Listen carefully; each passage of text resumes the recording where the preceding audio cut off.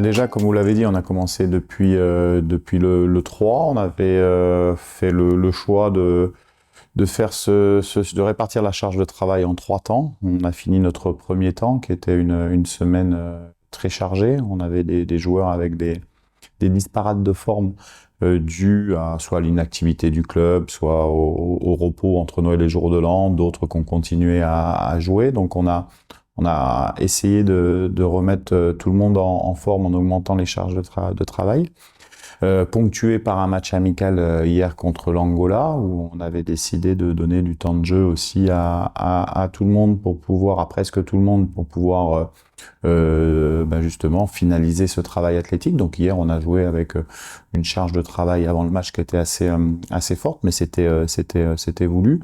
Le bilan, il est que les garçons sont très concernés, travaillent bien. On avait quelques petits pépins de début de stage.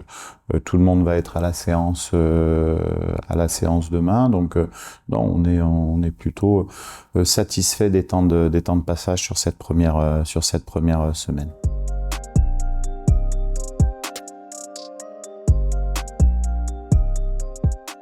On a été bon dans la maîtrise de jeu, dans la maîtrise du ballon. On a eu des phases de possession qui étaient vraiment intéressantes. On s'est créé quelques occasions. On peut regretter que malheureusement on n'ait pas concrétisé certaines situations. Je pense que sur l'ensemble du match, on aurait pu s'imposer, on aurait dû s'imposer, je pense, au rapport de force des deux équipes. Donc c'est toujours la même chose. C'est un axe de progression sur les prochaines semaines, d'avoir cette même maîtrise, mais de réussir à transformer ces situations pour gagner le match, même si c'est vrai que c'est important de gagner les matchs de préparation, mais le plus important, c'est quand même de gagner les matchs officiels. Et comme je l'ai dit, on s'est servi de ce match d'hier comme un match pour terminer ce travail athlétique. Donc les joueurs étaient assez chargés en termes de charge de travail.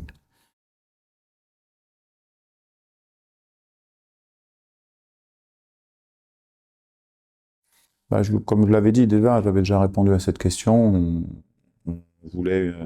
On voulait, un adversaire qui était derrière nous au classement FIFA et un adversaire qui était devant nous. On a deux belles équipes. Puis la dernière fois, on peut se rendre compte que l'Angola, c'est une équipe qui joue avec un système de jeu à 3 également, qui devrait être le cas du Maroc contre nous. Et puis également le Burkina qui est dans une défense aussi à 4. Donc on essaye de penser à plusieurs facteurs quand on choisit des matchs amicaux. Et puis après, il y a la disponibilité des équipes aussi sur le lieu du stage. Donc ça tombait bien. On a pu répondre avec ces deux matchs, ces deux adversaires à pas mal de critères que j'avais souhaités, pas tous, mais avec différents critères. Donc voilà. Mais on est content du match d'hier. C'était une belle opposition en face de nous. Et puis pareil, on s'attend à un match aussi difficile le 10 août contre le Burkina, qui nous fera sans doute monter encore d'un cran dans notre préparation. La suite du programme, on a 2 séances d'entraînement avant d'affronter le Burkina Faso qu'on jouera à 17h le 10 sur le stade de Benias, ici à Abu Dhabi. Après, on aura une journée de récupération active avant de prendre l'avion pour arriver le 12 à San Pedro et s'acclimater encore un petit peu plus le 13, le 14, le 15, le 16.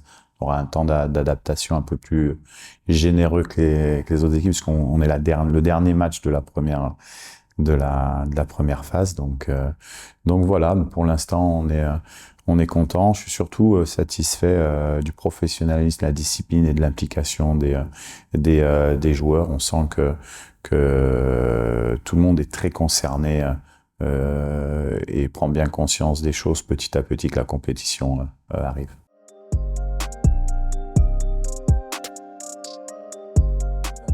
Nous, on l'a dit, hein, les objectifs, il faut savoir d'où on vient. La réalité, c'est que la RDC n'était pas à la dernière Coupe d'Afrique des Nations.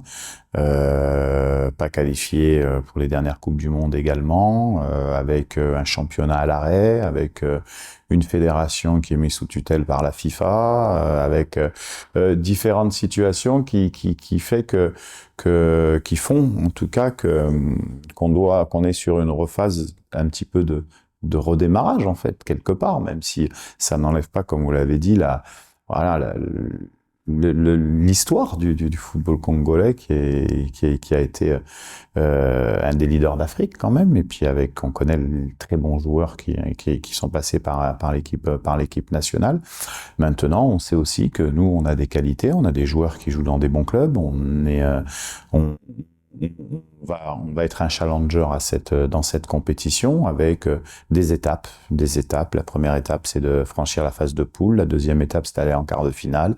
Et puis après une compétition. Quand on rentre dans une compétition, de toute manière, on se met pas de limites. C'est sûr.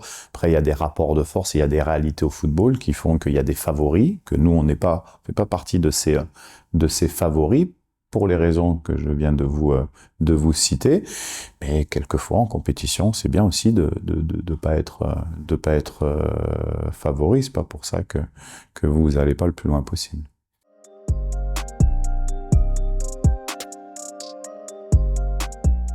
Ouais, l'idéal, c'est pour nous les sélectionneurs, c'est de participer à des compétitions comme ça, parce que on a rarement les joueurs. Hein. Alors soit on les a rarement, puis en plus on les a rarement où ils arrivent et puis on est de suite dans une orientation de 2 matchs dans 8 jours. Donc en fait, le travail sur le terrain, il est très axé, très rapide.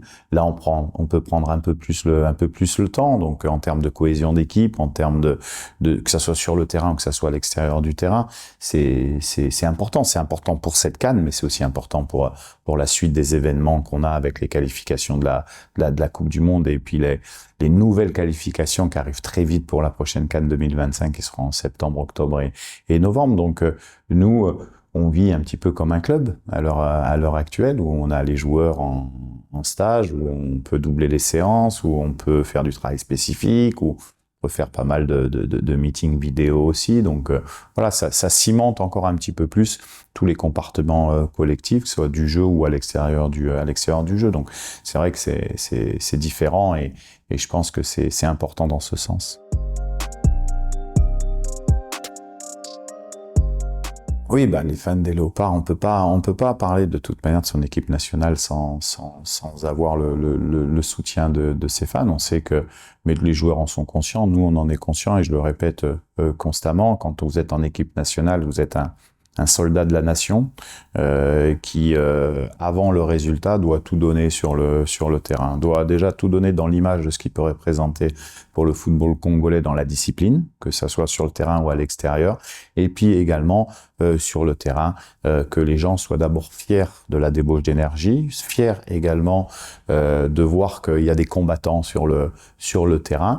Et avec la qualité qu'on a, effectivement, quand les joueurs sont connectés, on peut faire de bonnes choses. Donc j'encourage les fans à soutenir leur équipe. En tout cas, les résultats au football, on peut jamais promettre un résultat. On peut promettre de tout donner pour y arriver. Mais c'est ce qui se passe dans ce stage, et que les joueurs de la première à la 90e minute de chaque match de cette CAN vont montrer l'image d'abnégation pour d'abord les fans du Congo et pour le pays. Merci. Voilà, c'est bien.